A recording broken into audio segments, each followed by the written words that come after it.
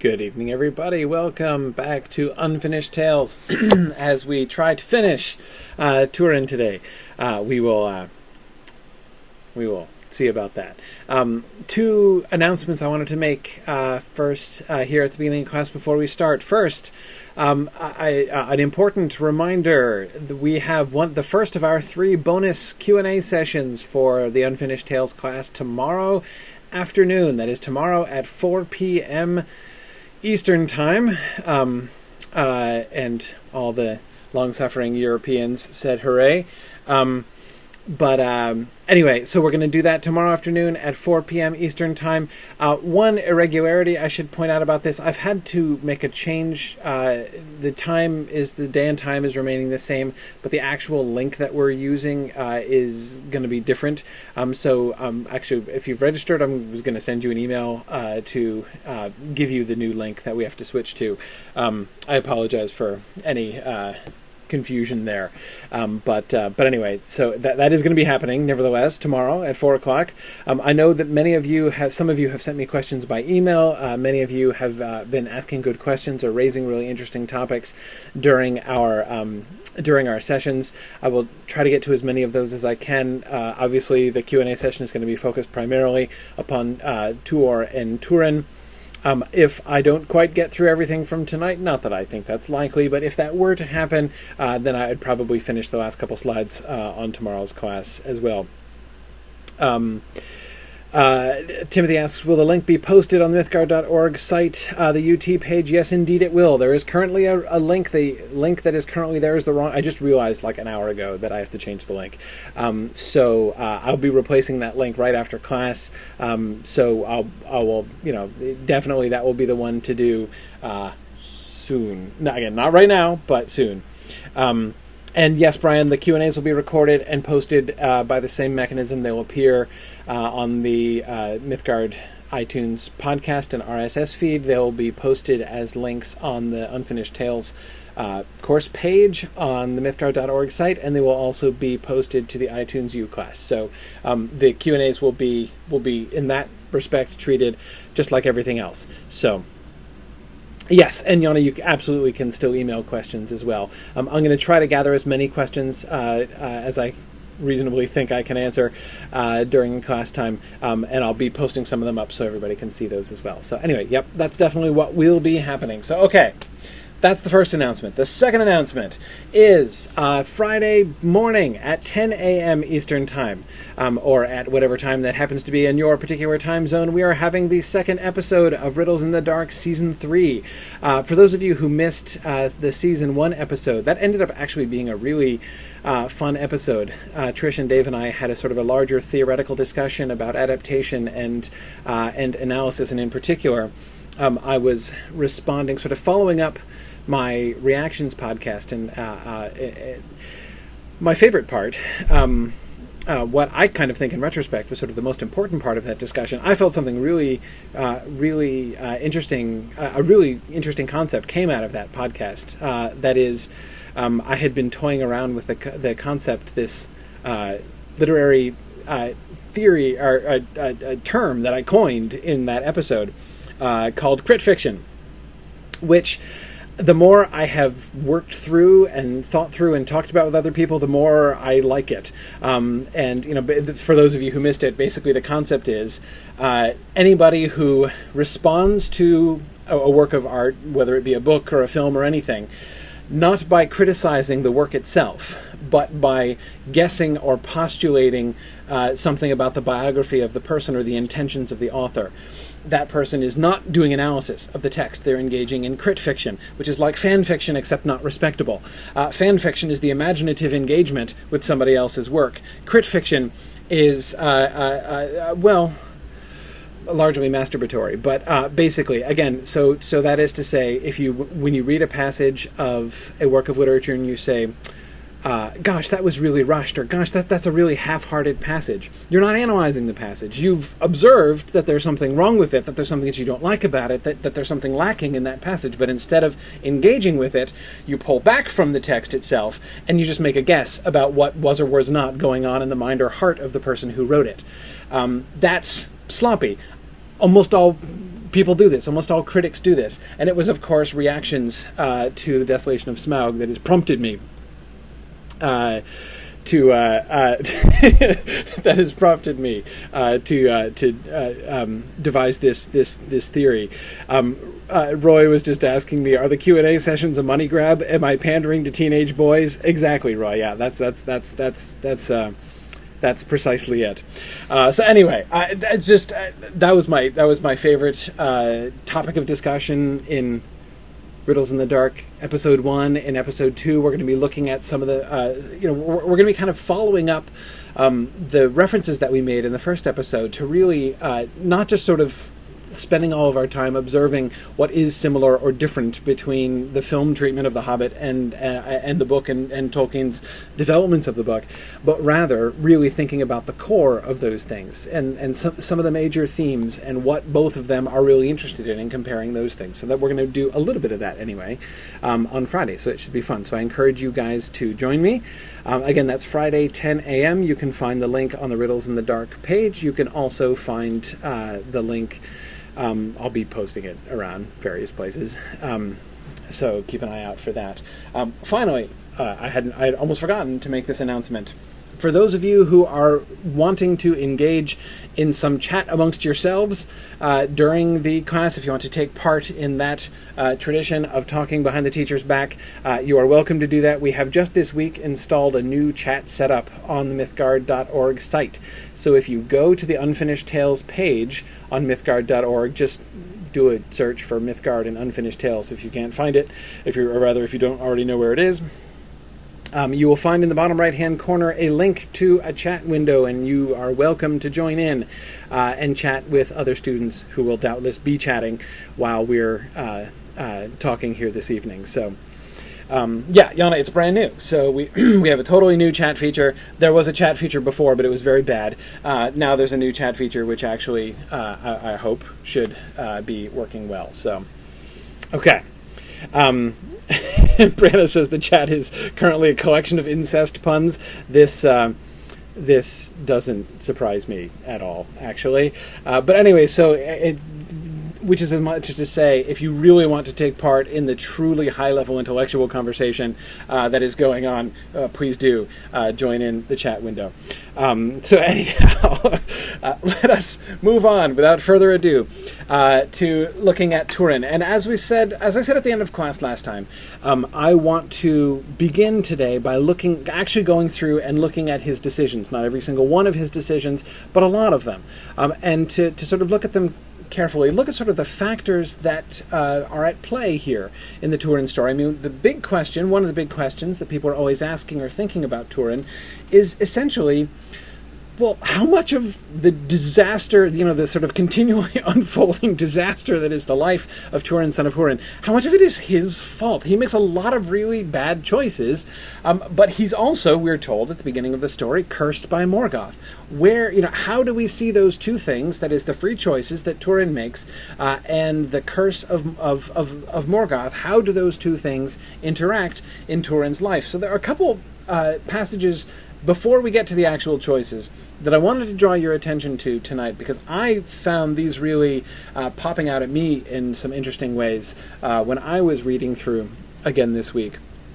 This is our first one here is Morwen in Doriath. So this is when they have heard the rumors about the fall of Nargothrond, and Morwen wants to go find out what happened with Turin. So this is Thingol starting.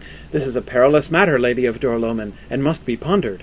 Such doubt may in truth be the work of Morgoth, to draw us on to some rashness. But Morwen, being distraught, cried, Rashness, Lord? If my son lurks in the woods hungry, if he lingers in bonds, if his body lies unburied, then I would be rash. I would lose no hour to go to seek him. Lady of Dor-Lomin, said Thingol, that surely the son of Hurin would not desire. Here would he think you better bestowed than in any other land that remains in the keeping of Melian. For Hurin's sake and Turin's, I will not have you wander abroad in the black peril of these days. You did not hold Turin from peril, but me you will hold from him, cried Morwen. In the keeping of Melian, yes, a prisoner of the girdle. Long did I hold back before I entered it, and now I rue it. "Nay, if you speak so, Lady of Dorloman," said Thingol, "know this, the girdle is open. Free you came hither, free you shall stay or go." Then Melian, who had remained silent, spoke. "Go not hence, Morwen. A true word you said. This doubt is of Morgoth. If you go at his will. Fear of Morgoth will not withhold me from the call of my kin," Morwen answered. Okay. Morwen has some pretty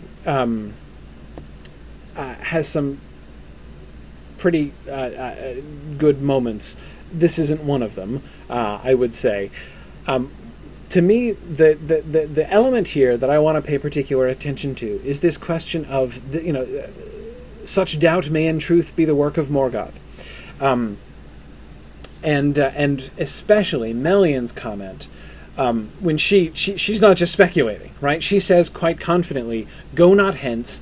A true word you said. This doubt is of Morgoth. If you go at his will." She is trying to make this clear. She says, okay, Morgoth is involved here, right? Note, Morgoth is not involved in her choice to go. She's choosing. But her choice is influenced by this doubt. What is driving her to go? What is impelling her to go? This doubt, this uncertainty, this rashness that she is leaping to. That, Melian says,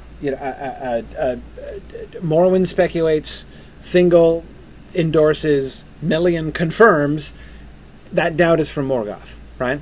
So in this instance, and it's not everywhere nearly so clear as this. This is actually, I chose this passage because I think this is one of the moments where we can see that divide between the action of the curse of Morgoth on the one hand and the choice of the individuals on the other hand, acting much more clearly. We can see the lines, I think, between them much more clearly than we can almost anywhere else in this story. But again, we can see how they're interacting as well. She is choosing to. She's doubting that what she is that in choosing the way she is choosing. It's not that her choice is determined by Morgoth, but in choosing what she's doing, she's going to end up furthering the will of Morgoth. This is what Thingol is foreboding. This is what Melian is predicting. Right? If you choose that, your choice is based on a really shaky foundation. And notice how she turns that there at the end. "Fear of Morgoth will not withhold me from the call of my kin," Morwen answered. Right? No, Morwen, you just missed the point entirely. Fear of Morgoth will not withhold me from the call of my kin. The point is, it's not your kin that's calling you. It's the curse of Morgoth that's calling you. Okay? It's not, you are not rebelling against Morgoth. You're not taking a stand against Morgoth. You're not refusing to be bullied around by Morgoth by going.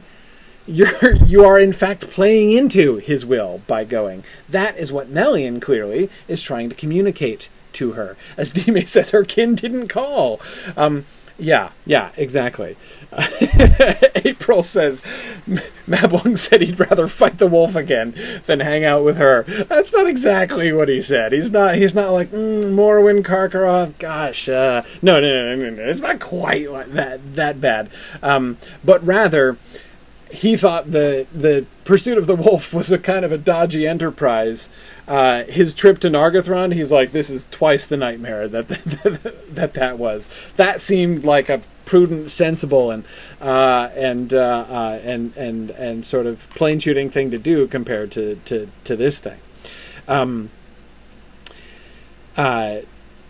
Yeah, Scott says this seems to be a common theme that defying Morgoth plays into his plans. Yes, and Scott, I think we could even expand that further to say, or rather, I wouldn't expand it further, but rather we can put that in parallel with the observation that Sador Labadal made in the beginning of the story, saying that he who flees from his doom ends up taking a shortcut to meet it, right?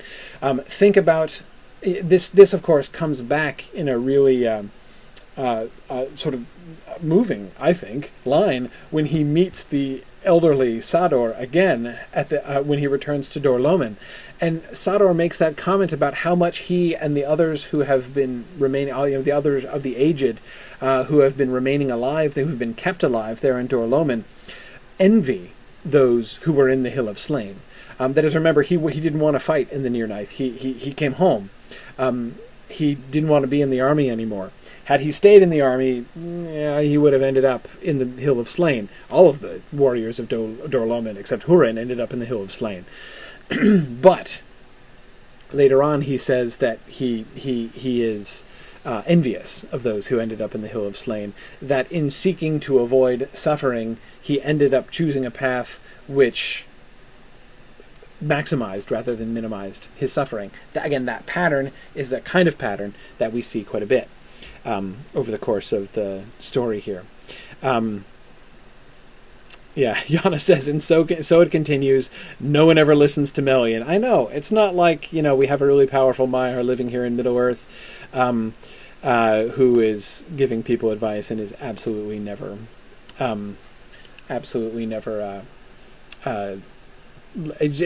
seriously, what are the number of times anyone has listened to Melian? I guess Galadriel kind of did, in the sense of taking notes, but, Yeah, Tom, wonderful point, Tom. Tom Hillman says, funny, Morgoth does the same thing with Iluvatar. Every bit of Morgoth's defiance plays into Iluvatar's tune.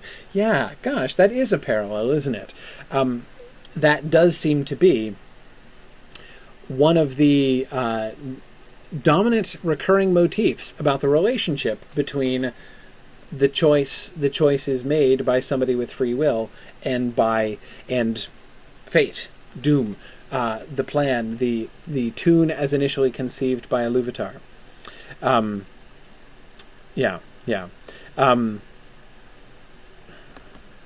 Good.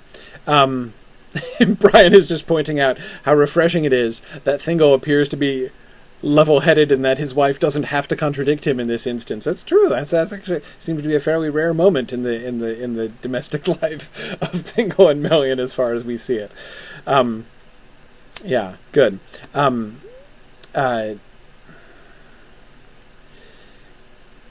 Yes, sorry, there was another comment I wanted to...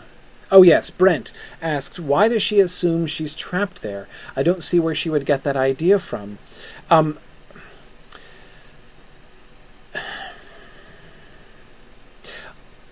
Well, as far as where she got the idea from, we don't know exactly. It doesn't seem like a completely outlandish idea. That is to say, she knows for a fact that it's true of Gondolin. You may remember in the Silmarillion treatment of the story, when Hurin and Huor come back from Gondolin, the only thing that Hurin will say to anybody is, only by an oath of secrecy were we allowed to return. So, and that's all I'm going to say. Right? I'm not going to say anything about where I was or anything else about it or anything like that. So this idea of highly secure hidden kingdoms of elves being a one-way street there's certainly some precedent for that. But I actually am not really convinced from this passage here that Morwen really actually believed that. She's distraught here, and seems to be kind of lashing out at Thingol and Melian. And again, what I see there is Thingol and Melian are telling her what I would suspect on one level she knows to be true. And she's not responding to it very well. Again, that... yes, a prisoner of the girdle. Long did I hold back before I entered it, and now I rue it. That sounds to me like the words of an angry person who is struggling against someone who is speaking sense to them.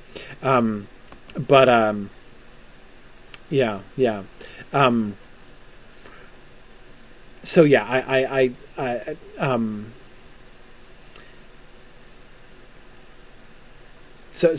think that there's Ethan says she's described as fey. I do think that is that's a complicated word. I am not sure that I even yet have what I feel is a really satisfying intuitive understanding of what Tolkien characters really mean when they call somebody fey.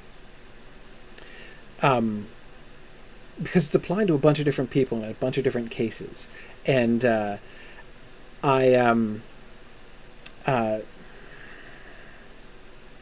mean, I know the definition of it, but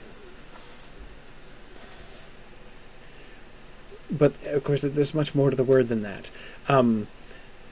Part of being Fey, thinking of all of the Fey people we see in Tolkien, and of course I'm immediately thinking of Feanor before his death, and Frodo in the Pass of Cirith and Denethor before his pyre. These are all referred to as Fey.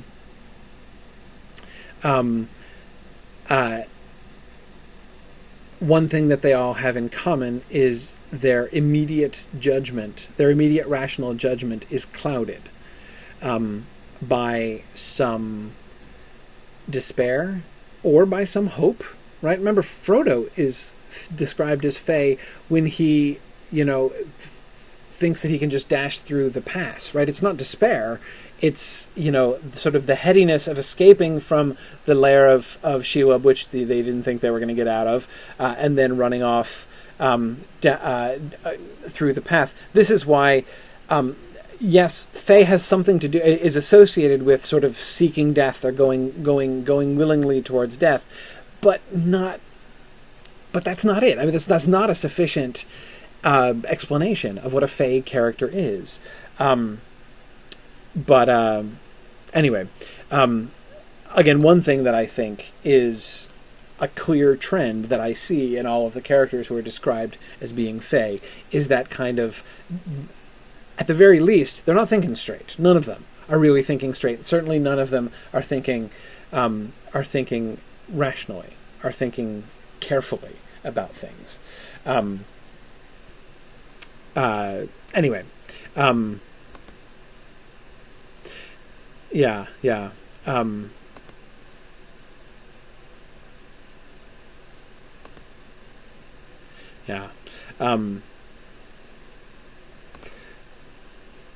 Yeah.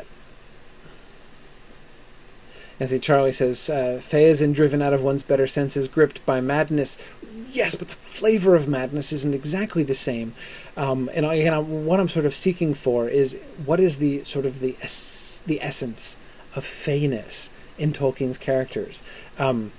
Because you can say that they're all gripped with a kind of madness, and I think that that's true in a sense, but in what sense? Because it's not the same senses, clearly, I think, with all characters.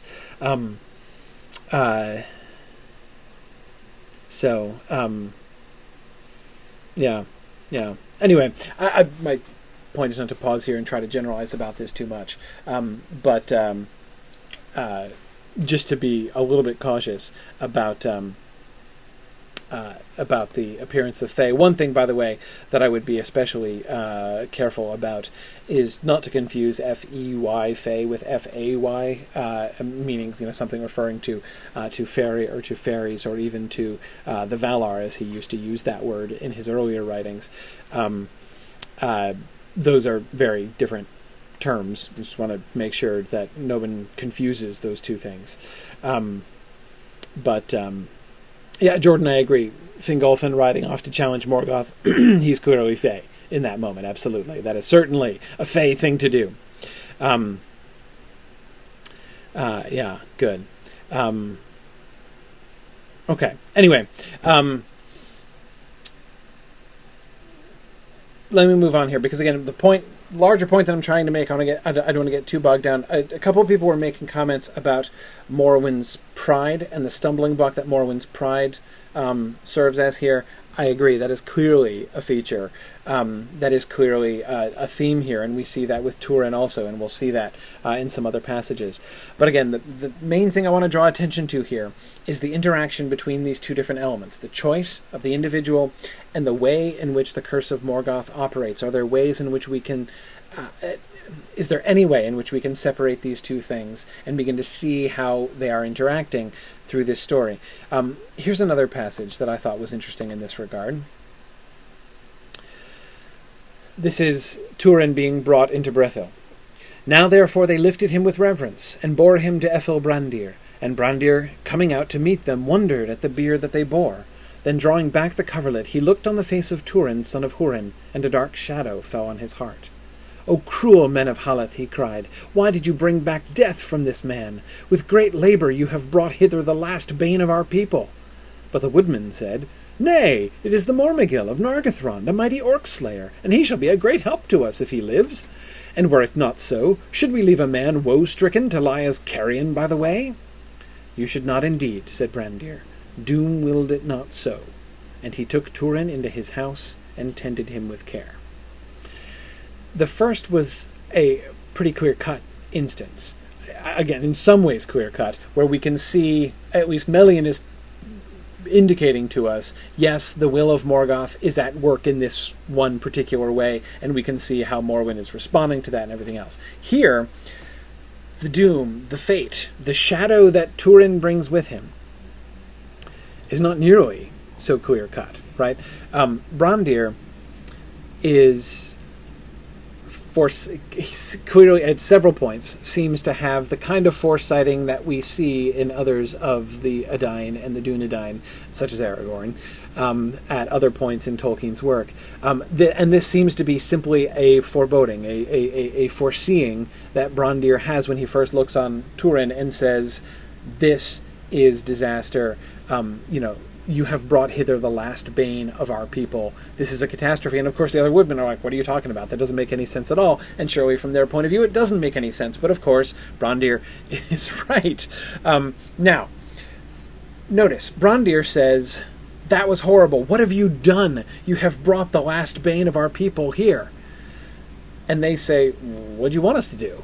Right? First of all, that doesn't make any sense, because bringing him here seems like the smart thing to do, because, hey, he's the Mormegil. Like, that's got to be a bonus, right? It's got to help. But secondly, this is a means and ends question. Brandir, seriously, you just wanted us to abandon him on the side of the road and leave him to die? That would have been the right thing to do, Brandir? And Brandir says, no, of course it's not. He sees that their actions, that the action that they have performed is going to lead to the doom of the people. But he also recognizes not only that they could not have done otherwise, they should not have done otherwise.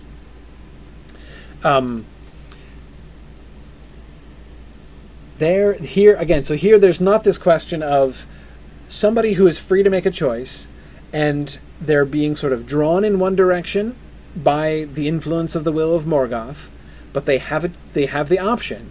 Morwen, she is strongly advised by Thingol and by Melian.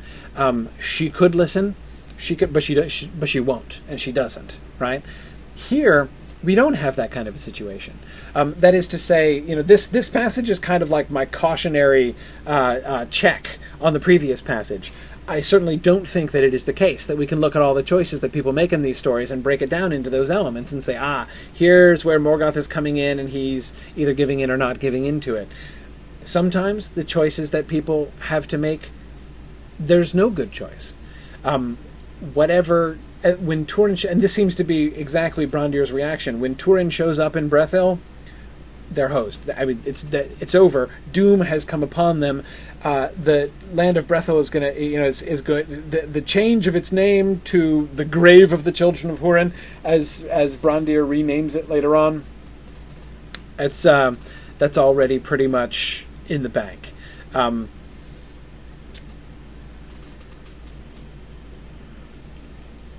Here, the choice doesn't seem evitable, to use an improbable reversal. Nate, I agree. The woodman rescuing a man does sound like Aragorn chasing Merry and Pippin instead of helping Sam and Frodo. It's not the smart thing, but it's morally right. Exactly. Except, what would appear to be the opposite results come from it. That is to say, Aragorn feels confident that going after Merry and Pippin is the right thing to do, and although it might seem foolish from one point of view, in fact, actually from most points of view, at that moment, the moral choice the immediate moral choice before him, the means, pursuing correct means towards the end that you want to pursue, rather than what you feel to be the most practical, prudent, and direct means towards that end, like Saruman might do, that's obviously the right thing to do. So if you do that, you're going to be okay. Not here. Not for Brondir, right? Brondir does the right thing. As a result, he and his people are screwed. That's the way it happens in this story, and that is what I think is so striking about this moment. Again, this isn't a really prominent moment, but it's exactly in the way in which that sort of breaks that particular model that we see several times in The Lord of the Rings, that I find so fascinating, about how the relationship between choice and destiny, between choice and doom, is treated in this story. Now, two more passages to keep in mind as we look at Turin. Here's Nienor and Glaurung. Then Nienor strove against Glaurung, for she was strong in will, but he put forth his power against her. What seek you here? He said. And constrained to answer, she said, I do but seek one Turin that dwelt here a while, but he is dead maybe. I know not, said Glaurung. He was left here to defend the women and weaklings, but when I came he deserted them and fled. A boaster, but a craven, it seems. Why seek you such a one? You lie, said Nienor. The children of Hurin at least are not craven. We fear you not. Then Glaurung laughed, for so was Hurin's daughter revealed to his malice. Then you are fools, both you and your brother, said he, and your boast shall be made in vain, for I am Glaurung. Then he drew her eyes unto his, and her will swooned. And it seemed to her that the sun sickened, and all became dim about her, and slowly a great darkness drew down on her, and in that darkness there was emptiness. She knew nothing, and heard nothing, and remembered nothing.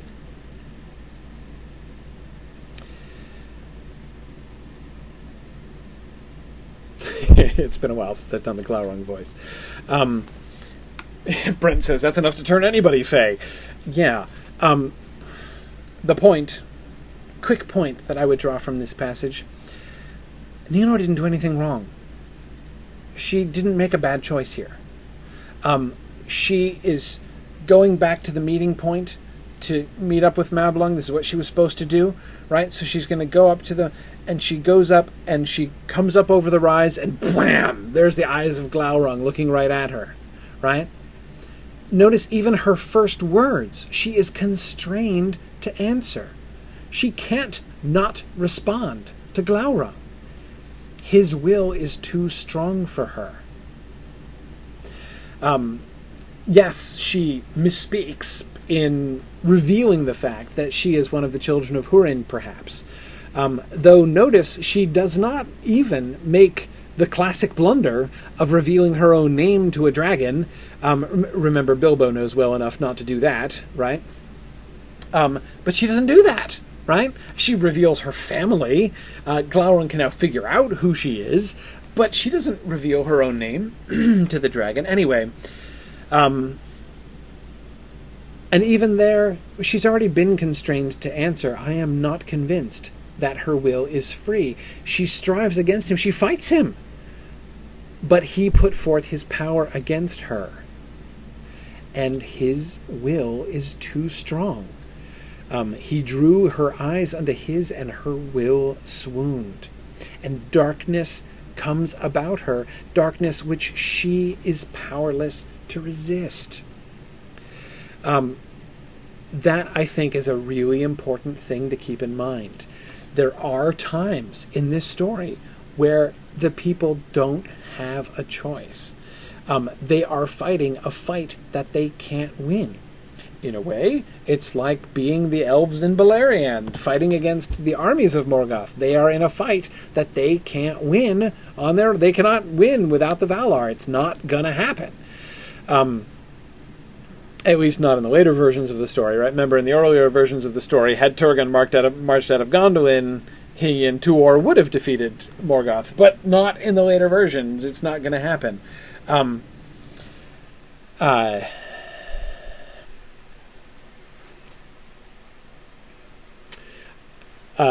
Pete says, so I take it Glaurung is way more powerful than Smaug, since the latter did not make Bilbo swoon.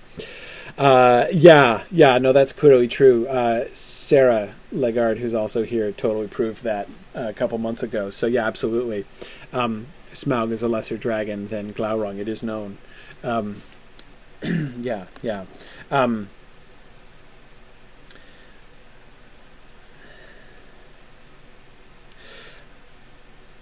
Alyssa, that's a wonderful comment.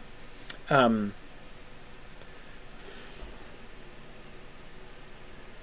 not sure when we'll have time to pursue it, so I'll throw it out there.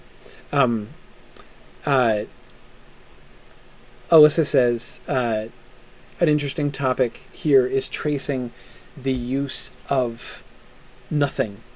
That she knew nothing and heard nothing and remembered nothing. Remember the conversation between Hurin and Morgoth at the beginning. Outside of the circles of the world, there is nothing. Alyssa adds, here I see a connection between the dragon's effects on Nienor and Morgoth's metaphysical convictions. Yes, Alyssa, to that I would also add, or perhaps pair, because I think the two things are related here, both metaphysically, both sort of in this story, in the metaphysics of this story, nothing and darkness. Look at how people talk about darkness, especially, of course, it becomes prominent in the relationship between Nienor and Turin when they're both talking about their darknesses, right? Since my darkness came upon me, there was also a darkness in my path and my past and all that. Yeah. Good. Margot adds Christopher Tolkien notes with regards to Glaurung in the Grey Annals in Volume 11 of the History of Middle-earth. In all this, Glaurung appears as a torturer with complete power over his victim, and I do think that is something that we see in this story, that we have to understand certainly what happens to Nienor in this way. Good. Anyway, I wish I had time to follow up, Alyssa, your nothing darkness thing, but I want to sort of throw that out there. Which I think is an awesome topic. I would love to see somebody write something about that. I think there's a lot to another thing which I'm going to be kind of pointing to. In fact, I'm pointing to in the in my sort of funny title to today's class is the foot imagery in this story. We've got the feet of his doom pursuing him, and also notice how many limping people we get, right? We get the one-footed Sador Hoppafoot at the beginning, and we get the club-footed Brandir at the end.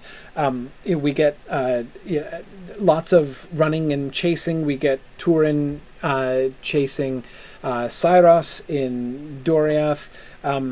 And again, the sense of like the doom pursuing. We get lots of these kinds of things. Anyway, there's a lot there. I think that we can say it's definitely a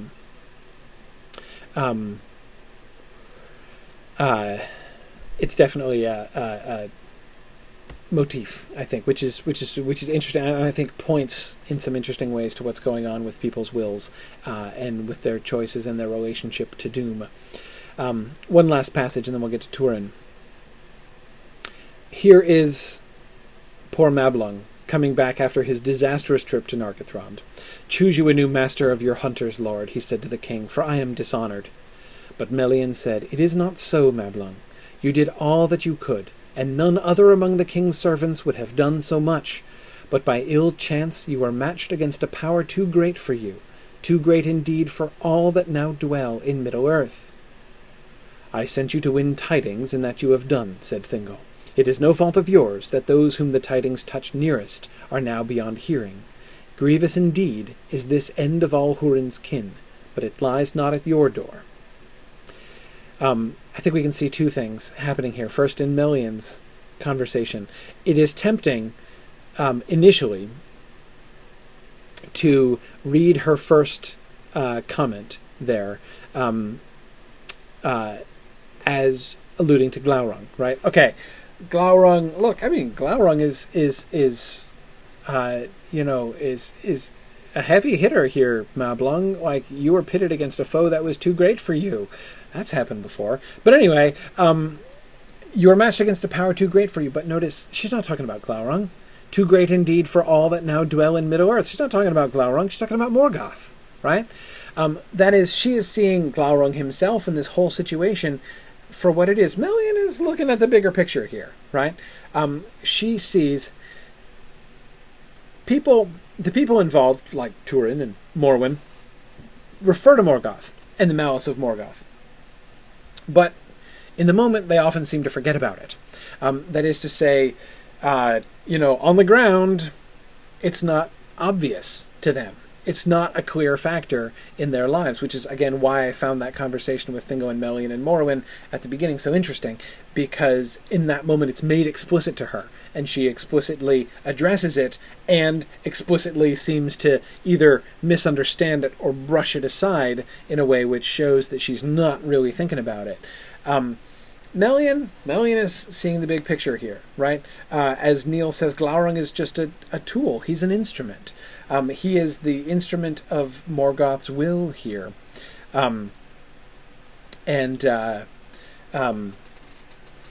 Scott has an interesting observation. He says that Glaurung doesn't seem quite as independent an agent in this version of the story than in the Silmarillion. I agree. There are several references which do seem to tie his will more explicitly to Morgoth's will, and make him less.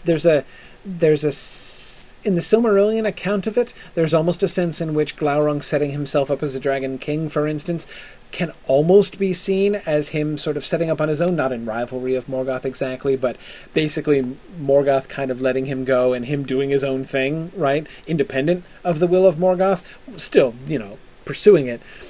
But it's much clearer here that even in doing that, he is following the will of Morgoth.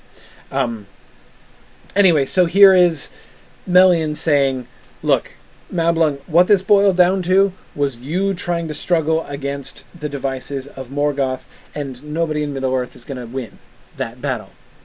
Nobody. And that, of course, counts Morwen and Turin and everybody else. Look at Thingol's response, right? I sent you to do a job and you did it. Don't say you failed, right? Just because everything was a complete fiasco. You didn't fail, right? But anyway, apart from his sort of weak attempt to cheer Mablung up, he turns... Melian is looking at the big picture. Thingol says, grievous indeed, but is this end of all Hurin's kin, but it lies not at your door. At whose door does it lie? Does it lie? It could be... when we could interpret him as basically seconding what Melian said, and saying that it lies at Morgoth's door, and that's certainly true. But I think there's also, it is no fault of yours that those whom the tidings touch nearest now are beyond hearing. But it's kind of their fault that they are now beyond hearing, isn't it? That is, that he is sort of pointing to, look, you couldn't really do anything about that. They made their own choices. Sorry, I'm laughing because Scott is saying, let's not bicker and argue about who killed who. Yeah, exactly. And I don't think Brent was suggesting that, he says, I wonder if Thingol understands half the things Melian says. Yeah. But I think we don't necessarily, have to see this as Thingol kind of missing the point. He does that sometimes. But here I think we see both of them emphasizing a different aspect, right? She points to the big picture. This is the will of Morgoth being played out against this family that he has cursed. Thingol says they chose their path. And that's true too. That is. I think both of those things are clearly in operation here. But again, the last thing I would emphasize before we leave this behind and go back to Turin is Melian's point. No, too great indeed for all that now dwell in Middle-earth. If Nianor's will could not possibly stand up to Glaurung's will, he is just too strong for her, no matter the fact that she is trying to fight him, and that she is not in that moment doing anything wrong. Nevertheless, she's overwhelmed. Turin also, in the end, cannot defeat Morgoth. Morgoth has cursed him, and Morgoth's curse is gonna happen. But, as Thingol points out, there are still choices to be made. Anyway, let's go back and look at Turin. Going back a ways, here is Turin's choice to flee from Doriath, originally. So he's just been found over the corpse of Cyros here. Mablung has come up, right? If the king were just, he would judge me guiltless. But was not this one of his counselors? Why should a just king choose a heart of malice for his friend? I abjure his law and his judgment. Your words are unwise, said Mablung, though in his heart he felt pity for Turin. You shall not turn runagate. I bid you return with me as a friend, and there are other witnesses. When the king learns the truth, you may hope for his pardon. But Turin was weary of the elven halls, and he feared lest he be held captive, and he said to Mablung, I refuse your bidding. I will not seek King Thingol's pardon for nothing, and I will go now where his doom cannot find me. You have but two choices, to let me go free or to slay me, if that would fit your law, for you are too few to take me alive. They saw in his eyes that this was true, and they let him pass, and Mablung said, One death is enough. I did not will it, but I do not mourn it, said Turin. May Mandos judge him justly, and if ever he returns to the lands of the living, may he prove wiser. Farewell. Fare free, said Mablung, for that is your wish. But well I do not hope for, if you go in this way. A shadow is on your heart. When we meet again, may it be no darker. Which is pretty darn awful to think about when you think forward to the next time that Mablung will, in fact, meet Turin, which is immediately after the slaying of Brondir and the suicide of Nienor. By then, indeed, the shadow will have grown darker. That is when Turin will say, now comes the night. Pretty awful. Now, what do we see going on here? As we think about Turin's choices, one of the things that I want to say at the beginning here is I think it's important for us to resist the temptation. I find it very tempting, and I have been tempted, at various points in classes I've taught and conversations I've had about Turin. I have often experienced and not always resisted the temptation to be dismissive of Turin. It's pretty easy to do. It's pretty easy to just sort of write Turin off as a reckless, willful fool, and just sort of be dismissive and harsh with him. This actually is another thing that I really like about this longer version of the story compared with the Silmarillion version. Many of his choices were given a lot more detail about. We hear more from him in the moment of his choosing, and this is one example. In the Silmarillion account, when Cyros dies and Mablung comes across him and says, this looks bad, why don't you come back for judgment? Turin doesn't give any real rationale. I mean, it just sort of sounds, he's like, no, whatever, I refuse, I'm out of here, I'm not going to go to trial, you're not going to, I'm not going to come quietly, you can't haul me in. Turin has points. I'm not saying this is a good choice, but Turin has points. He knows himself to be the wronged party, which is why he gives himself that name here, right? Or soon after this, right? But notice he puts some doubt on the judgment of Thingol. Wait, what? Somebody doubting the judgment of Thingol? Who would do that? But anyway, Turin is doing that here because, was this not one of his counselors? Why should a just king choose a heart of malice for his friend, right? If this guy was Thingol's idea of a trustworthy counselor, it's not just the question of this leads me to question Thingol's judgment, which he's also saying, but of course also the question of am I really going to get a fair trial here? Because he realizes that this looks bad, and he doesn't want to submit to trial for fear that there's going to be a miscarriage of justice, and that he's going to be held captive, as he says.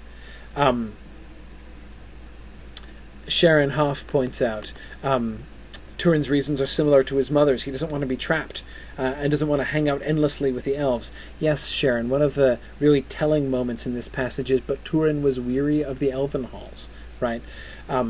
There's also an element which is much less respectable of just him being kind of sick of this. Now Roy points out that I'm being too light on Turin, that to chase somebody with a sword for sport and revenge is not a guiltless act. Yes, that's true. Turin got a little carried away, no question. Now, notice when Thingol actually does sit in judgment, he almost agrees with Turin's rationale. I would come pretty close to say, I would say that Thingol comes pretty close to ratifying that initial reaction that Turin has in the first paragraph of this passage here, when Thingol says, not only do I deem him guiltless of the murder of Cyros, I'm not just going to pardon him, I'm going to pursue him with my pardon because the person who did this was a counselor of mine, right? He does see himself as in some way culpable because Cyros, whom he trusted and whom he respected, and who was, at least in some loose sense, a kind of representative of Thingol and his court, did this to him, right? So Thingol's response in the end, his final doom, his final judgment, is not only am I going to say Turin is pardoned, but because I feel culpable for what happened in some way, I'm going to aggressively pardon him. I'm going to pursue him with my pardon. That, I think, is a big deal. So, of course, in the end, Turin's suspicion of Thingol's judgment is unfounded. Thingol, in fact, does doom exactly what he suspects he's not going to do. But, of course, none of you will have been missing the significance of the word doom here being used in one of its other senses. Certainly that phrase, I will go now where his doom cannot find me, is a very resonant clause in this story, right? Yes, of course, he's talking about Thingol and Thingol's legal judgment of his case in this instance, but of course, I will go now where his doom cannot find me is a sentence which applies to Turin, which Turin could say in other contexts and in other ways at several points in this story. The fact that Turin chooses to run from his doom is obviously a theme in this story, and that, I think, is one of the things that sort of provides us with a pretty clear cue here. Turin has made a bad choice.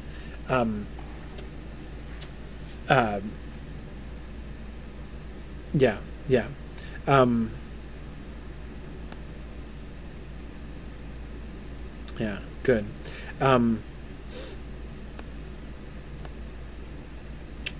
Kate's interested in the reference to the possible reincarnation of Cyros. Yeah, that is an interesting addition there.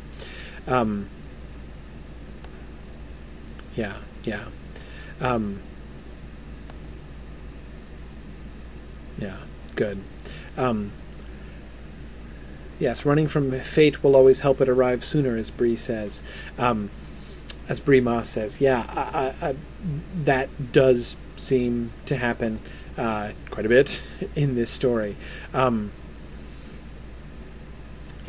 is pointing out that doom immediately follows the word choice here. I will go now where his doom cannot find me. You have but two choices.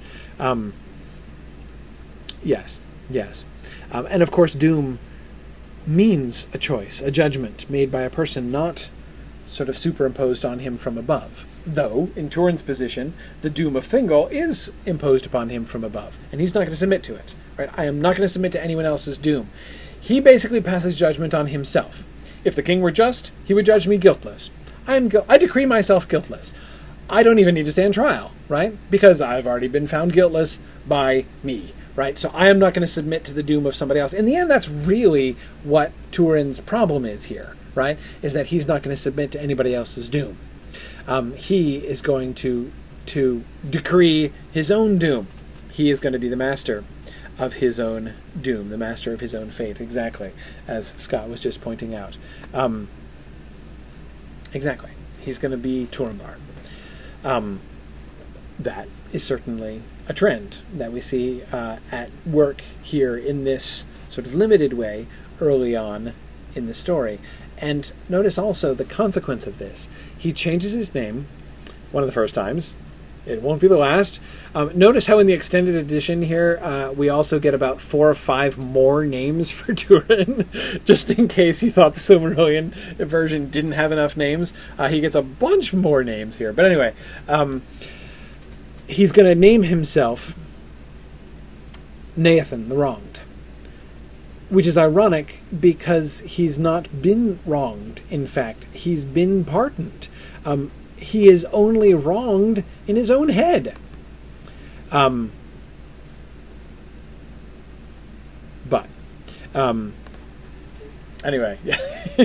Dave Kalis, regretting that he left those out of the Mythmoot trivia round. That was one of we had a pub trivia at Mythmoot, and one of the questions for our trivia teams was to list as many of the names of Turin as they could. Yeah, now, Neil, of course you're right. He doesn't know that he's been pardoned at the point at which he names himself Nathan the Wronged, but doesn't bother to find out, does he? He makes the assumption. I decree myself guiltless. I assume they're not going to, and so I'm going to carry on believing that wrong has been done to me, and I'm going to go on bad-mouthing the elves to the men that I meet, right? And to encourage them to bad-mouth the elves. I mean, we learn that he does this. Yeah, that's not. That is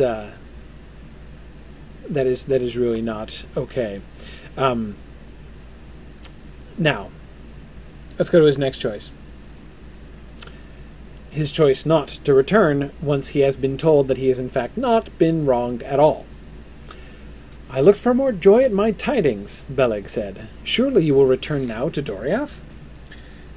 What a wonderful, delightful, simple question that Beleg asks, right? Really, what possible objection, Turin, could you have to coming back? You're not wronged. You're not misunderstood. You've been completely exonerated and, in fact, shown not only justice but grace by the fact that I've come chasing after you to tell you that nothing is being held against you.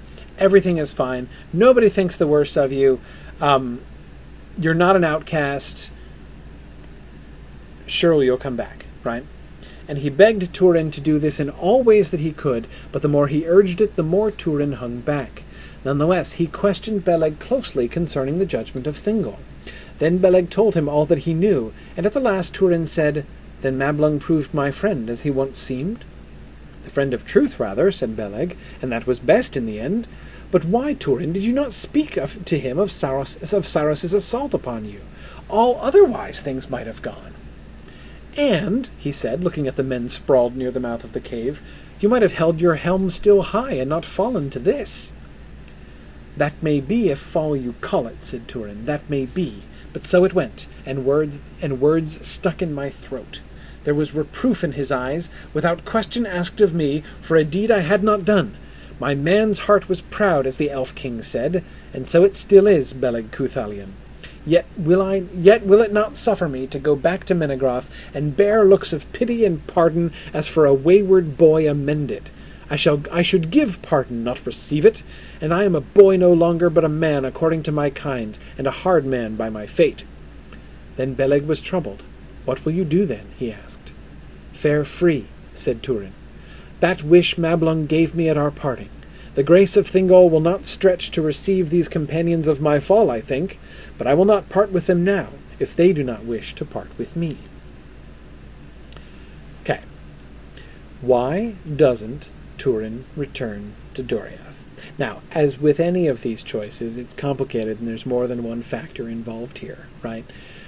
Pride, yes. Brent and April both are quick to say that. Absolutely, I agree. Pride, yes. But more specifics here. Kate makes a wonderful point Kate Neville says, it's interesting that Turin wishes most to be free and his own master, where his father is bound.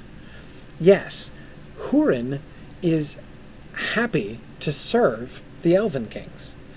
And Turin talked that way, remember, in his conversations with Sador, I will go and be a warrior under an Elf King like my father. Turns out he doesn't like that so much, right? He will not serve, only command.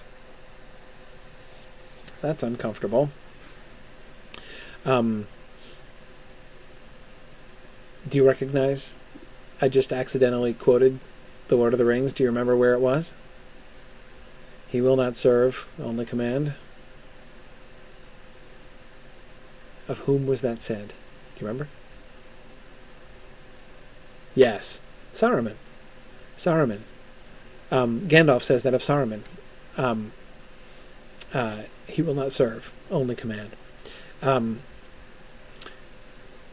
It's uncomfortable.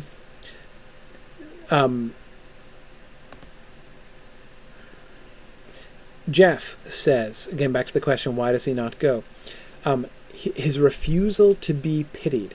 Jeff, I find that a very conspicuous one, given how important, again, an emphasis almost entirely new in this extended version compared with what we got in the Silmarillion version. Turin's pity and the significance of that element in Turin's character, that his pity, the pity that he showed to Sador, which was such a prominent theme, understood by Morwen, at least to some extent. Anyway, his pity, which Finduilas says is, one of the only ways to kind of access Turin, one of the things that could save him, he refuses in others. He refuses to be the object of pity, even though he is quick to give pity himself. And that, I think, is a really interesting, a very important element in Turin's story. Again, thinking Brent and April, and I was saying, I want more besides just his pride. That's an interesting illustration of it, right? We sort of see the direction in which his pride is going. Showing pity to people is tremendously important. Being willing to receive pity, also really important. Neil says he doesn't want to abandon his new friends, with quotation marks around friends. Yes, and as Neil adds, he also wants to stay a leader. This is a complicated desire of his part, right? The grace of Thingol will not stretch to receive these companions of my fall, I think. Beleg's disdain for Turin's company. Not that he doesn't have reason for it. They're a little bit scummy, but this is also, I think, an instance of pity on Turin's part, but it is mingled, as Neil pointed out in his observation, with desire for mastery as well. He wants to be a lord. But as Kay points out, he also has some desire to be with his own kind. He was wearied of the of the elven halls, right?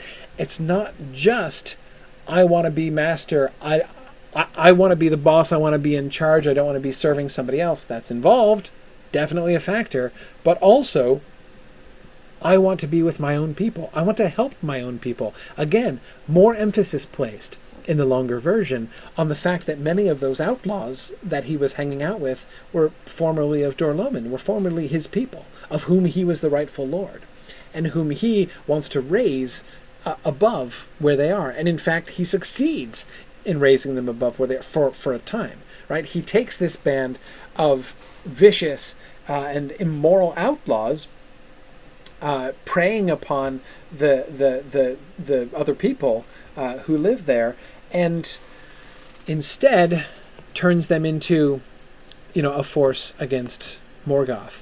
That he wants to elevate them. He wants to do something, to see them make something greater of them. Yeah.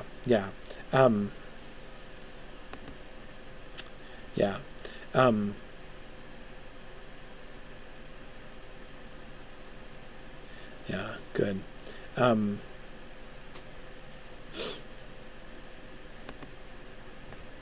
Yes, I agree with Brianna. Says Brianna Melvin adds, Turin is also irked when Beleg belittles the outlaws. Probably has something to do with them being men like him, and Turin also feeling insulted by the comment because Beleg can see from a mannish perspective. Yeah, there is a moment there. You might have held your helm still high and not fallen to this, right? Some of Turin's reaction against that, I think, is basically him sticking up for his race against a statement which, again, Beleg has every reason to think ill of those guys, right? You know, they captured him and kept him and tortured him very recently, right? You know, he has every reason not to think that they're very nice people. But Turin takes it, and I'm not sure he's wrong to take it, as a statement about where Turin belongs, right? You belong with us. You belong among the elves. You belong as a captain among Thingol's armies. And Turin says, no, I belong with my people. I belong with the people of Dor-Lomin. I belong out here trying to help my people who are in exile and who have themselves suffered a hard fate.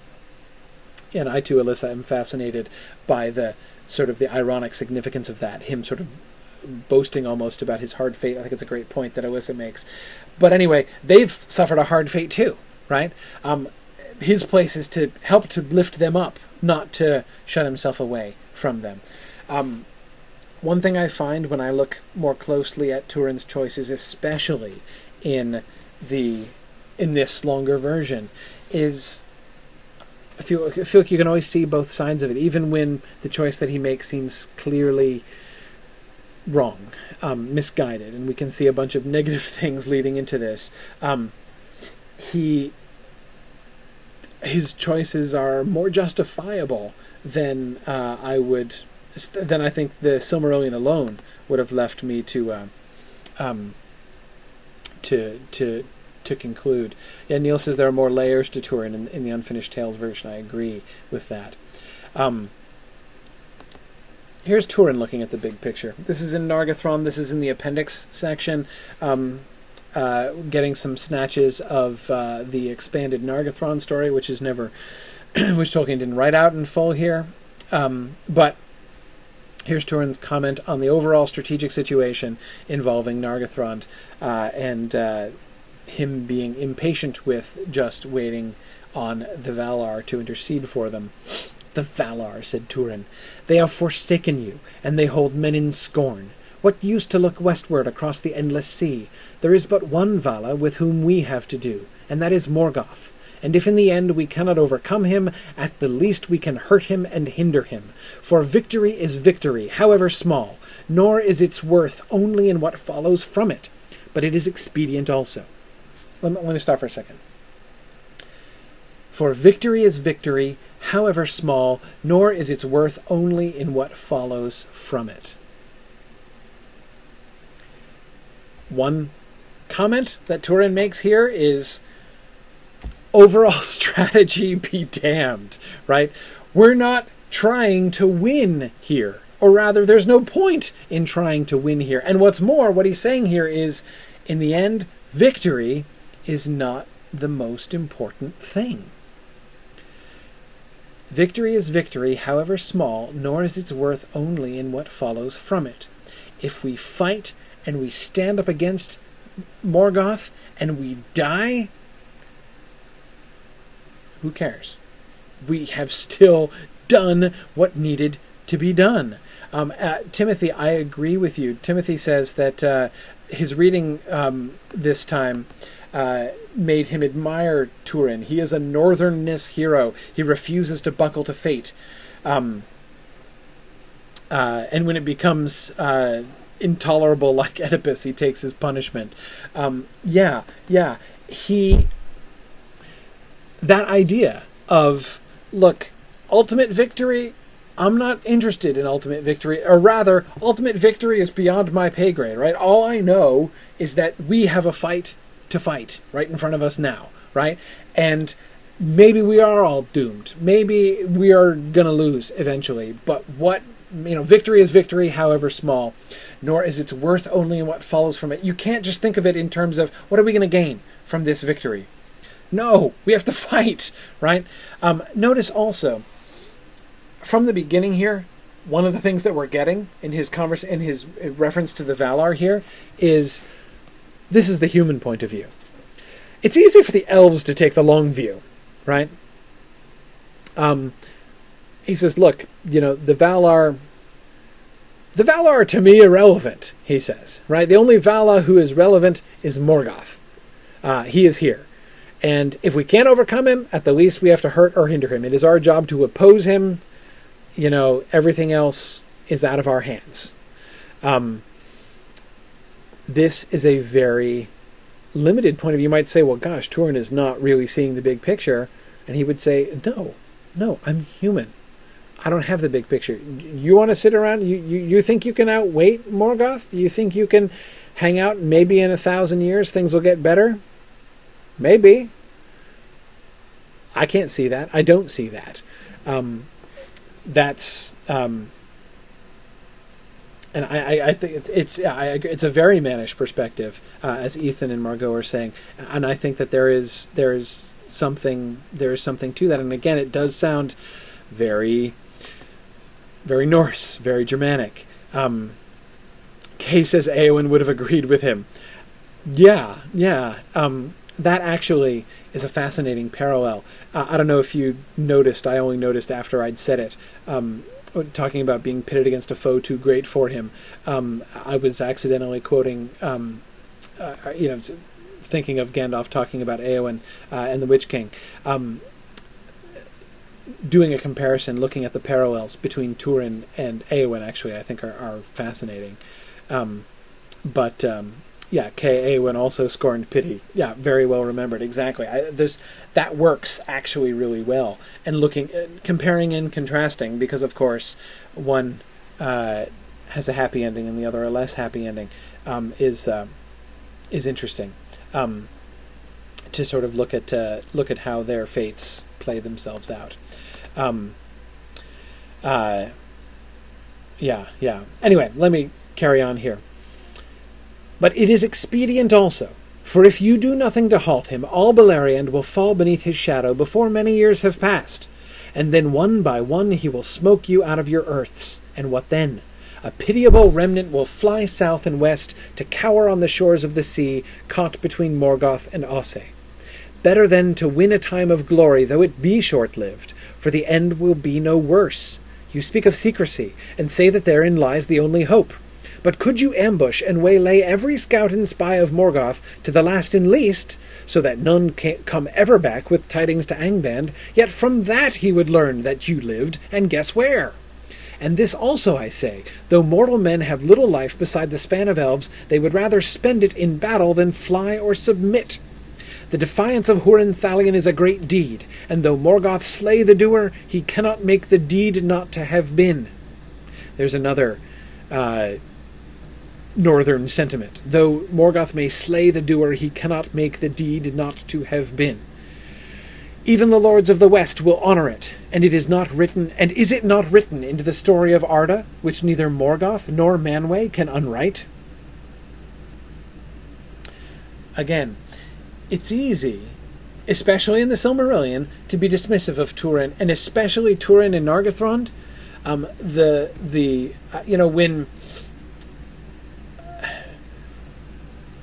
When Glaurung makes his accusations against Turin, when he does his little sum up of Turin's life, right? Captain Foolhardy is one of the things that he calls him. In the Silmarillion, when Glaurung does his list describing Turin, it's really easy to sit there and be like, yeah, it's got a point. Yeah, that's kind of true too. Because the accusations of Glaurung seem justified. They're still justified to some extent. The accusations that he makes at the end of his life, but not so simply so. Turin is not simply cocky.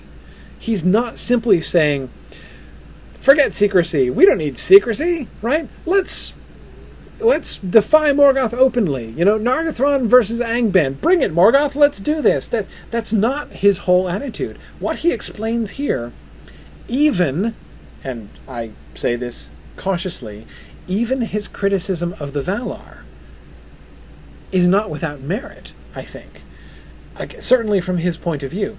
If the Valar are up to something bigger and long-term, it is A, hidden from him, and B, more importantly to him, irrelevant to him.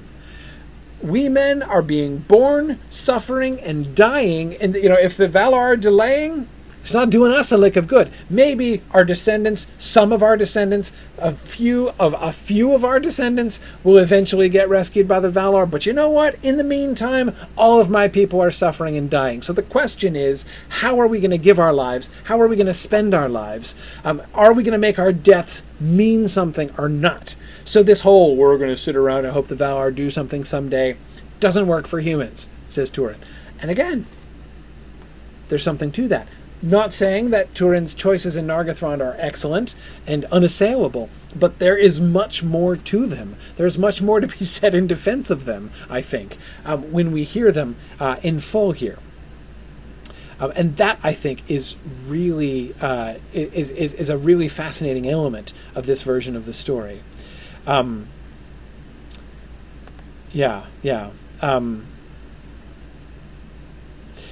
Kate Neville says, we really learn more about the relationship between men and elves from Turin than from either Tuor or even Beren. It's the only time we really get to see how ordinary men endured during the Wars of the Silmarils, in Dor-Lomin, and in Brethil, and in the Wild. I agree, Kate. Again, this is one of the reasons I think, going back to the conversation we had at the beginning of last time, what's the significance of this story? Why is this one of the great stories? Why does this story have such a prominent place? And, one of the things that I come back to from that is this is the mannish story. This story encapsulates the human condition as differentiated from the elvish condition.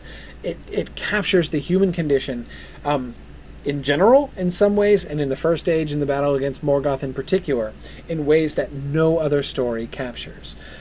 It is, in a sense, a counterbalance to a lot of the rest of the legends of the First Age, which are focused on elves and the whole sort of elvish worldview and point of view.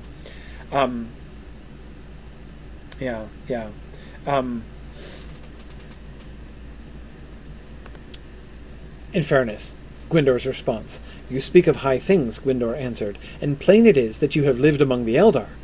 But a darkness is on you if you set Morgoth and Manwë together, or speak of the Valar as the foes of elves or men. For the Valar scorn nothing, and least of all the children of Iluvatar.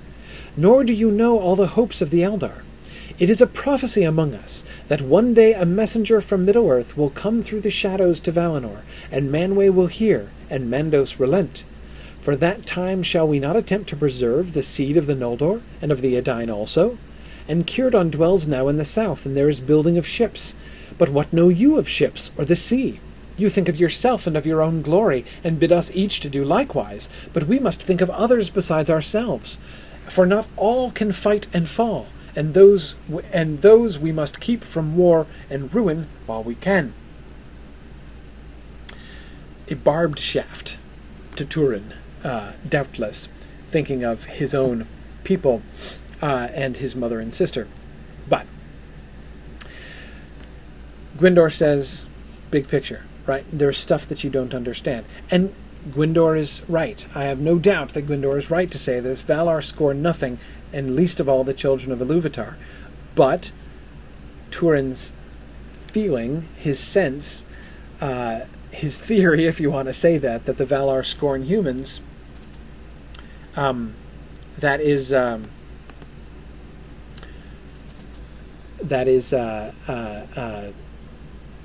understandable, at least. It's easy to see how they would think that. Remember Hurin's conversation about this earlier on. Hurin's faith, right? Hurin has staunch faith in the Eldar, in the Valar, in the Eldar and what the Eldar have taught, right? Morgoth mocks him for this. Turin doesn't share it because his experience has been very different. Yes, both Alyssa and Kate were quickly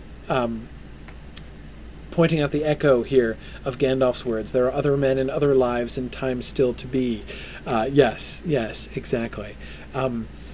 This is definitely reminiscent of Gandalf's words to Denethor against despair.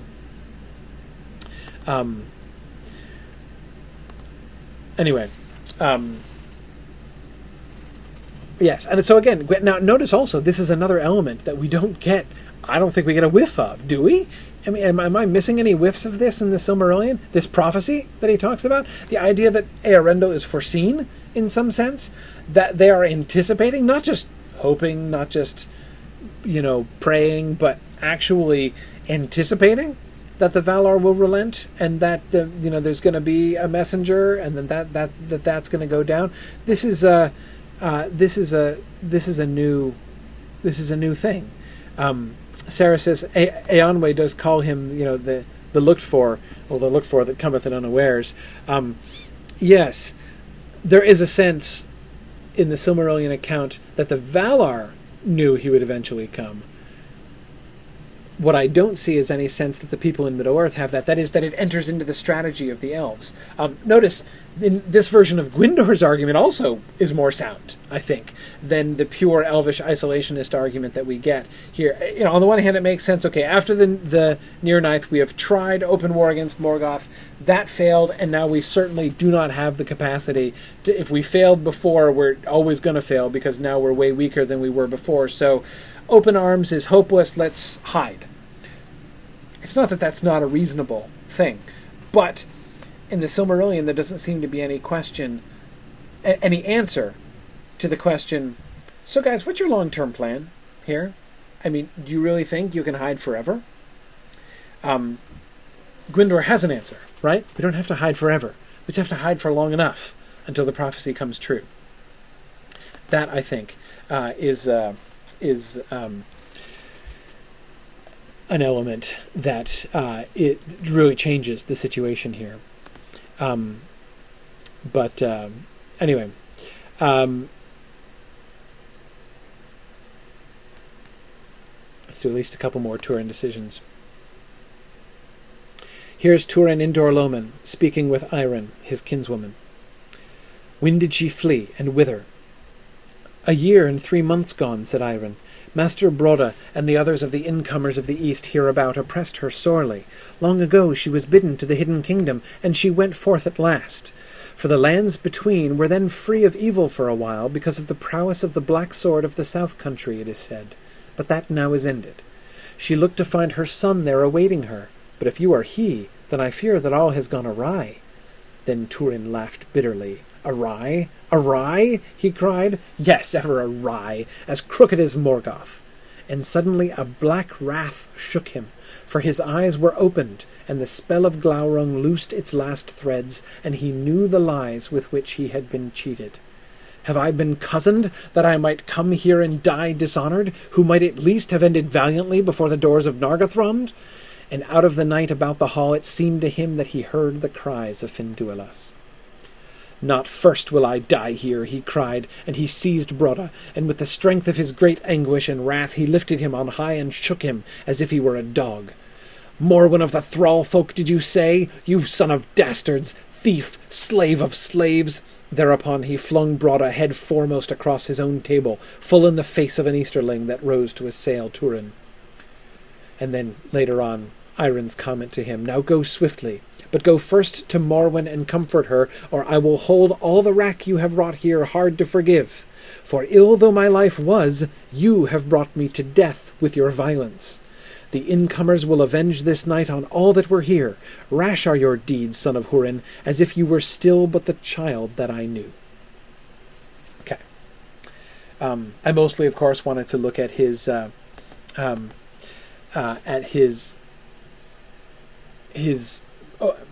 reaction to his eyes being opened there. But I wanted to make sure we got Iron's words there, because I think they're really important as context for what is coming. Now, tell me what you see. Tell me what you notice. In his reaction there in that second long paragraph, what What strikes you as really important?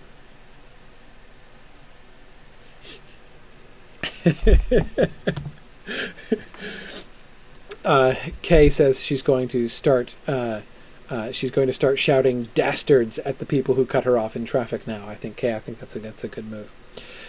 Jeff, Black Wrath. I agree. That really struck me too. Thinking of, on the one hand, he is at the very moment in which he sees the way he has been deceived. Right, his eyes are opened.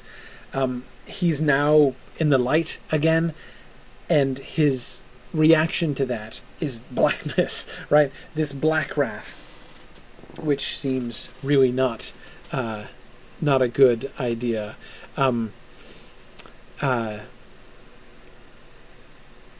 Yeah.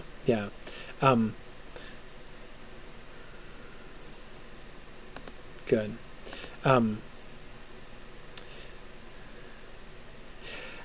Kay points out one of the interesting things that the fact that he missed out on the glorious death, that he emphasizes his own dishonor. Have I been cozened that I might come here and die dishonored?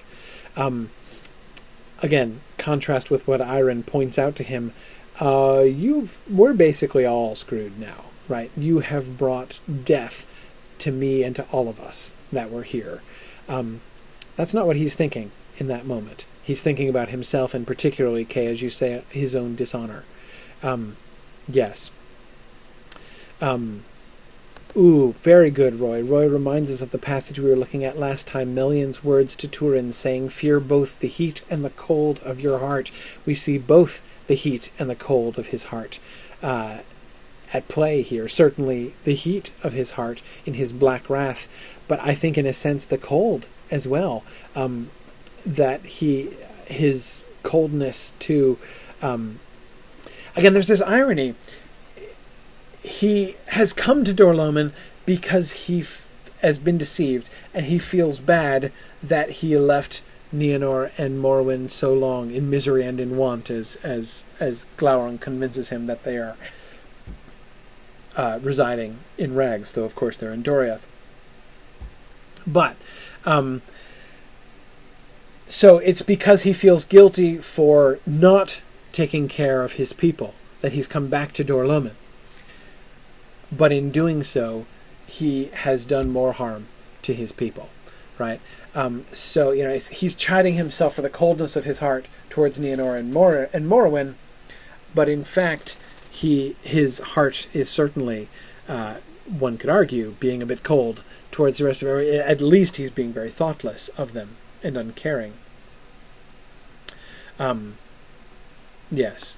Don is pointing out how Iron echoes Gwyndor there, and the concern for defending people and not just dying the glorious death. Yes, good.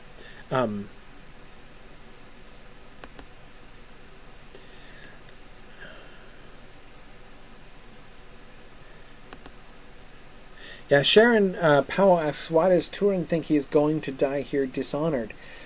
Is it something that Glaurung said to him? He's dishonored.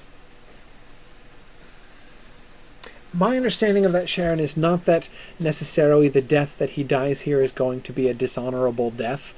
I mean, he could die valiantly here as well as at the gates of Nargothrond. In fact, you could make an argument that his death here could be quite glorious, right? He's going to go back to the hall of his people. He's going to reclaim Dor-lómin by himself. And that's not going to work out. And he's going to die, but doggone it, he's going to die reclaiming his land, right? You can make that argument. It's not totally different from his Nargothrond argument, right? But I don't think that that's what he means, that if he is killed in Brada's Hall, that it will be a dishonorable death. Rather, he's going to die, and before he dies, he will have been, he has been dishonored already, and now he's going to die having been dishonored. He is dishonored by not having rescued Finduilas, by his that is where Sharon Glaurung's deception comes into it, because Glaurung deceived him into not he had the choice: do I pursue Finduilas and try to rescue her, or do I go back and try to rescue Morwen and Nienor? And he chooses Morwen and Nienor, and in doing so, he is doing so under the compulsion. To what extent is he compelled? Under certainly at least the influence of Glaurung's deception. Glaurung has placed it in his heart to go back to Dor-lómin instead of pursuing Finduilas. And it's pretty clear, if Finduilas made it all the way up to where she finally dies, before she's killed, he had an opportunity to rescue her. He's got a good bit further to go with the captors having less of a head start than Beleg did to pursue and chase down the orcs that had captured him. But anyway, so I that's my suspicion as to what he means by that he has been dishonored by having, basically by his choice, allowed Finduilas and all the other captives of Nargothrond to be killed. And he doesn't want to die sort of in that state, I guess.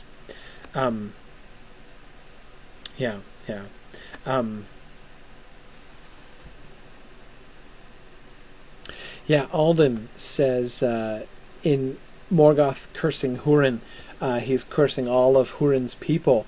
Yeah, to some extent, Alden, it does sort of seem like that.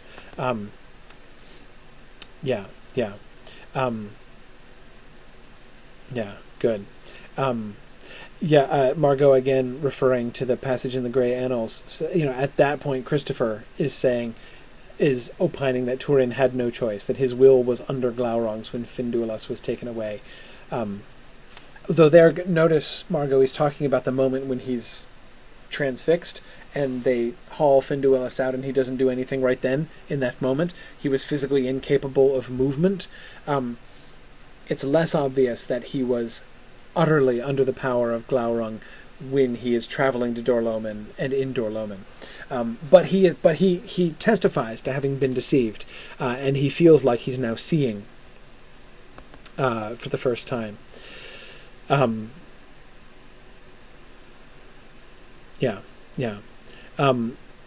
now he's got to make a choice. What does he do? What does he do now? Iron has just said, "Go first to Morwen and comfort her, or I will hold all the wrack you have wrought here hard to forgive. If the outcome of the catastrophe you have brought upon us is at least bringing you back together with Morwen so that Morwen might be comforted and protected. If I can die knowing that that has happened, I'm not going to be happy, but it's going to be okay. If you fail to do that, I'm going to find it pretty hard to forgive you for what you've done here." Right? That's the only thing that's the only good that could come out of this, is that you get back together with Morwen and you make that right.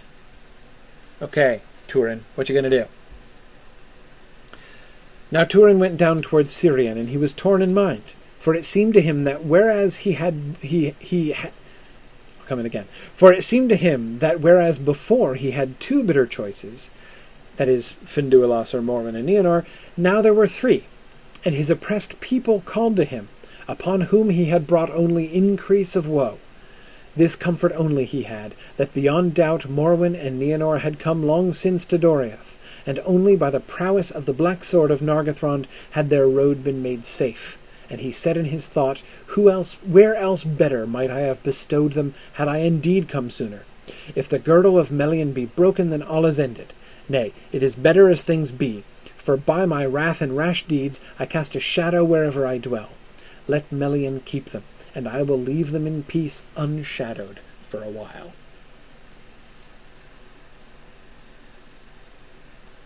So, what's his choice? Wrath and rash deeds again. Yes, exactly.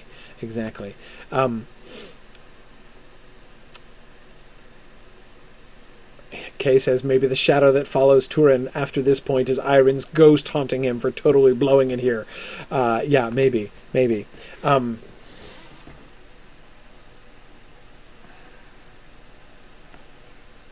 Yana says, Turin once again chooses not to accept counsel, even when given to him by a human this time. Yes, Turin is not good at following advice. He's not good at taking other people's counsel. That is certainly true. Notice his rationale here. Okay, now he's got 3 choices. What are his 3 choices? His 3 choices are the same 2 as before. Continue to go after Morwen and Nienor now that he knows where they really are. Second, to go after Finduilas, late though it may seem, and indeed it is late. Or the third, stay and try to help his people in Dorloman, right? His oppressed people called to him.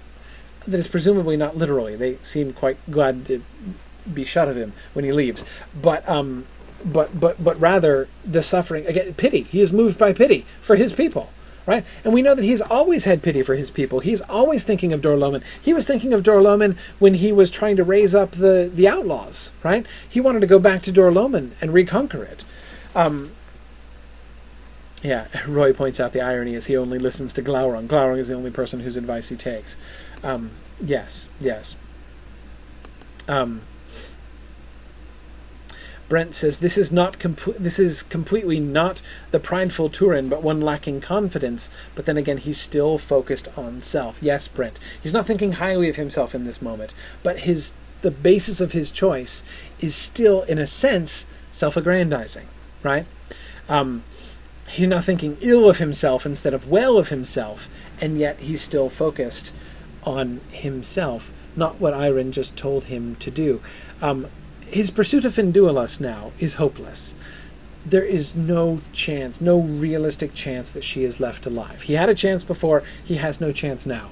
And what we see when he does go after Finduilas, he finds her grave, right? But it's in self-pity. There's at least a strong element of self-pity in his seeking after Finduilas and her grave at this point. He's not seeking to do good for others, really, right? He's seeking sort of closure for himself about the Finduilas question. I mean, maybe there's a really, really outside shot that she's still alive, but that really seems not sound, right?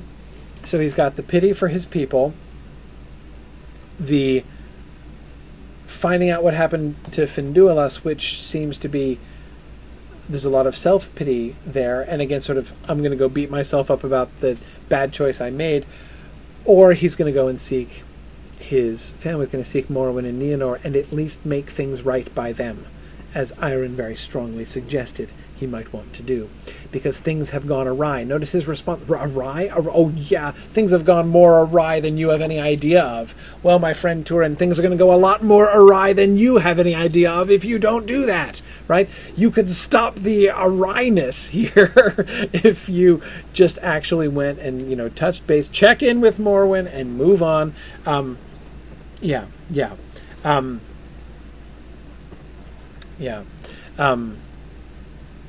good. Brian is pointing back to his naming himself the wronged. Again,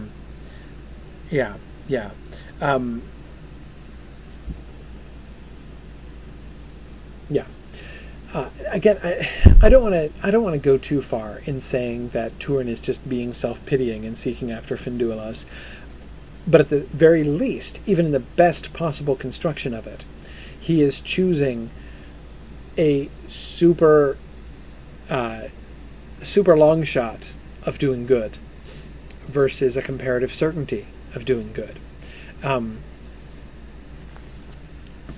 Though he convinces himself that he can't. But again, both Neil and Sharon were saying the lesson learned here is call your mother, clearly. That's obviously a take-home. That's obviously a take-home message here. But notice also, why doesn't he go to Doriath? What is his rationale for not going to Doriath? Part of his rationale is they don't need me. They're fine, right? In fact, they're good. They're in Doriath. I mean, what more could I do, right? I'm not going to make them more safe by going, well, now you've got the Girdle of Melian plus me, so now you're much more safe than you were with just the Girdle of Melian. Yeah, sure, right? And that makes sense, but that's not his only rationale. Nay, it is better as things be, for by my wrath and rash deeds I cast a shadow wherever I dwell. If I go back to Doriath, I'm just going to screw things up in Doriath, so better for me to avoid it. I will leave them in peace unshadowed for a while. Hold on to this. We'll come back to Turin's sense of his shadow. In fact, let's end with that. One more. One evening of the golden autumn, they, that is Turin and Niniel, sat together, and the sun set. And the sun set on the hillside, and the houses of Effelbrandir aglow, and there was a deep quiet. Then Niniel said to him, "Of all things I have now asked the name, save you. What are you called?" Don't ask Turin what his name is. "Turambar," he answered. Then she paused, as if listening for some echo, but she said, "And what does that say? Or is it just the name for you alone?" "It means," said he, "Master of the Dark Shadow. For I also, Niniel, had my darkness, in which dear things were lost, but now I have overcome it, I deem." "And did you also flee from it, running, until you came to these fair woods?" she said. "And when did you escape, Turambar?" "Yes," he answered, "I fled for many years, and I escaped when you did so.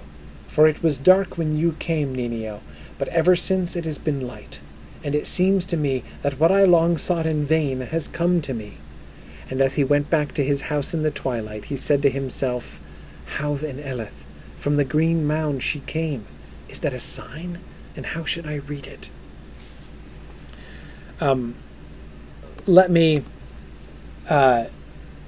Let me preface this by saying the dramatic irony in the lines in this speech are exquisitely painful.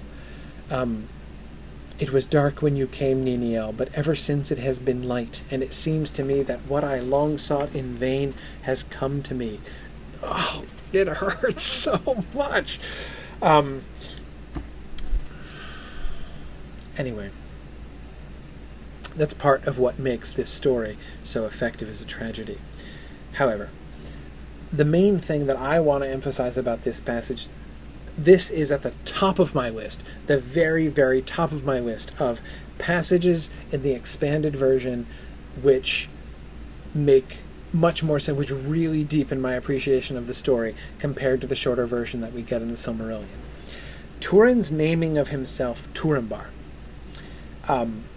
is something that was actually a stumbling block for me in my reading of the Silmarillion. It didn't make sense. If that was the one thing that more than anything else led me to sort of be dismissive of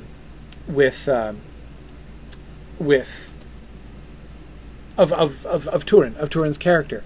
Like anybody who would come to that stage in his life, who's been through all the stuff that he's been through, who has seen all the stuff that he has seen, and can then confidently say, let's say I need a new name. I think I'm going to call myself Master of Doom, because I've obviously kicked the butt of fate. I mean, me and fate, I stand back and look at my life and I think, why don't we tally up the score between me and fate? Oh yeah, I'm the winner. That's me.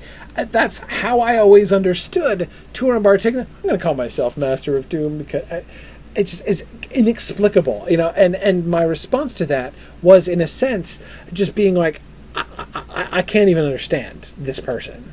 It doesn't make any sense to me. This passage clears that up almost completely for me. His translation of Turambar is not Master of the Fates of Arda. Notice the parallel between the name that Turin takes for himself here at the end and the name that Morgoth gives to himself in his conversation with Hurin. He's not calling himself Master of Fate. Master of the Dark Shadow. Master of Doom is what his name means, but how he is defining doom is not fate, but Morgoth's curse, right? He is saying, he names himself Turambar because he hopes he has escaped and therefore defeated Morgoth's curse. Now that's still cocky, but it's a totally different breed of cocky. It's a breed of cocky in line with his, I'm going to die valiantly, I'm going to resist Morgoth. And indeed, we see him we see his name, in a sense, leading him in exactly that same direction. Yeah, so Don, I don't think, Don is asking why the strange translation again. I don't think he believes that the literal word-for-word translation of Turambar means Master of the Dark Shadow. Rather, that is the significance he is giving to the word doom. When he's thinking Master of Doom, the doom he has in mind is Morgoth's doom. The fate that Morgoth has placed upon him, the curse, the dark shadow of Morgoth.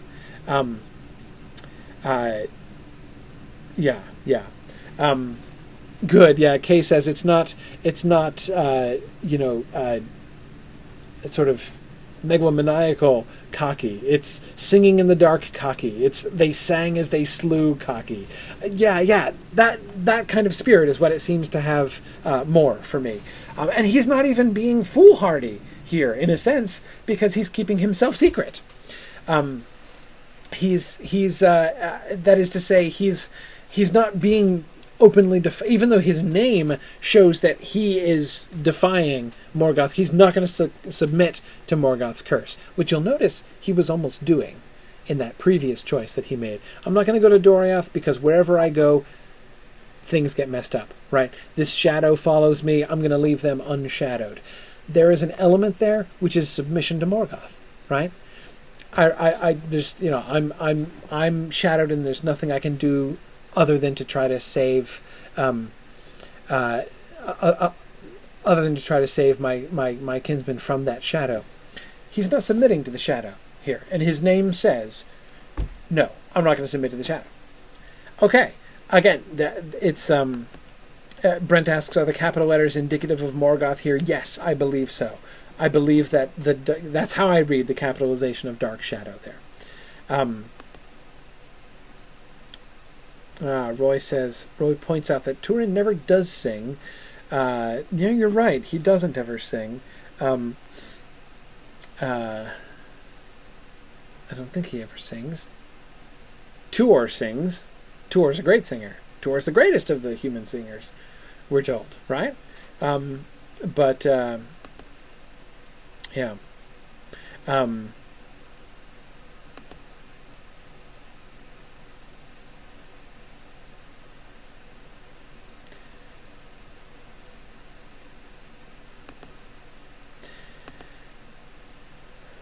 Oh, good. Very good. Both Charlie and Josh at the same time recalled, yes, he sings. He does make a song for Beleg. Yep, he sings. It's a lamentation, of course. Hey, naturally, that's what... If Turin does sing, he's going to sing a lamentation. But yep, no, that's right. The song for Beleg. Well remembered. Yeah. Good.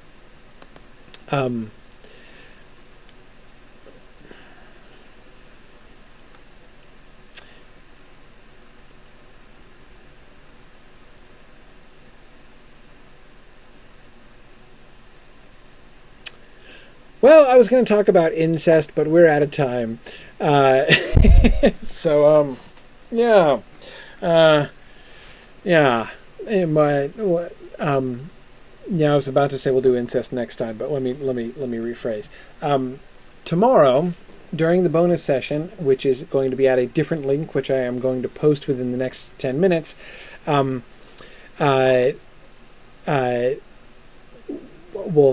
we'll finish up a couple things. I have a couple more. Of course, I want to look at the suicide passages.